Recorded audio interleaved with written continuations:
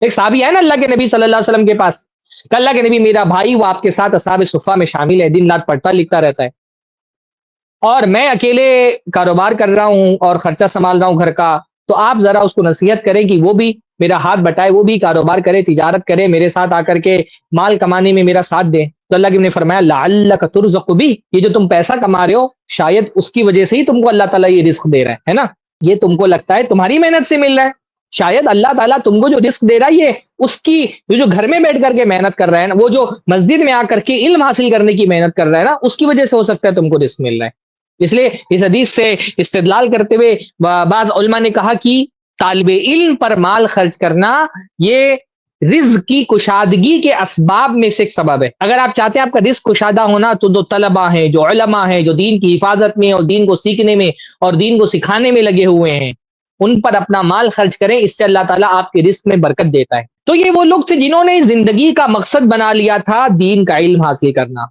تو اب بھائی جوان آدمی تھا، پرانے زمانے میں اس طرح کا ہمارے جیسے جوائنٹ فیملی سسٹم ہوتا ہے ویسا نہیں ہوتا تھا کہ ماں باپ سنبھال لیں، اور نہ اتنی مالی وسعت تھی۔ ہمارے یہاں نوجوان آدھا ایک گھنٹہ دن بھر میں کیا ہفتے بھر میں علم حاصل کرنے کے لیے نہیں دے پاتا ہے۔ کتنی دینی مجلسیں ہوتی ہیں،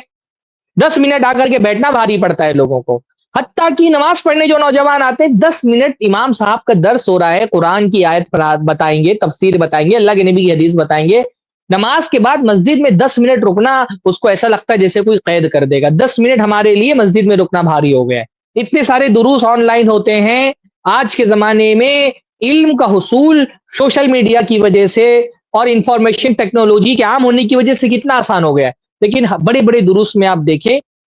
نوجوان دکھتے ہی نہیں ہیں۔ میں بار بار یہ شکایت کرتا ہوں، شیخ نور الحسن مدنی جیسا عالم i+TV پہ درس دیکھ رہا ہے اور ویوز دیکھتا ہوں تو افسوس ہوتا ہے دیکھ کر کے کہ اتنی بہترین علم حاصل کرنے کا موقع نوجوان نہیں ہے۔ یہاں پر دکتور نسیم جیسے بہترین عالم اور دکتور سلمان جیسے عالم عقیدہ پڑھا رہے ہیں، فقہ پڑھا رہے ہیں۔ بھائی میں سمجھتا ہوں کہ i+TV اور اس کے جو الگ الگ چینل ہیں، i+TV ہے، i+ مدرسہ ہے، i+ ریپلائز ہیں، i+ جو اختلاف کا حل ہے، ہاں یہ سارے اتنے کبار علماء کو جوڑنے کا کام i+TV نے کیا ہے۔ پر میں دیکھتا ہوں کہ جیسا ہمارے قوم کے نوجوانوں کو علم کے سمندر سے فائدہ اٹھانا چاہیے وہ نہیں اٹھا رہے، سب کو شارٹ کلپ چاہیے 1 منٹ 1.5 منٹ کی، بس دین کوئی شارٹ کلپ سے تھوڑی نا دین کا علم حاصل ہو جاتا ہے۔ بھائی ایک اویئرنیس ہو جاتا ہے، شارٹ کلپس جو ہیں وہ شارٹ کلپس اویئرنیس پھیلانے کے لیے ٹھیک ہے، پر شارٹ کلپ سے علم نہیں حاصل ہو سکتا ہے۔ علم کے لیے تو ٹائم دینا پڑتا ہے،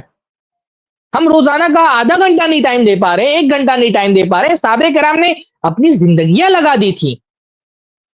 تب یہ دین کا علم ہم تک کے پہنچا ہے، انہوں نے اپنا سب کچھ لگا دیا تھا دین کا علم حاصل کرنے کے لیے،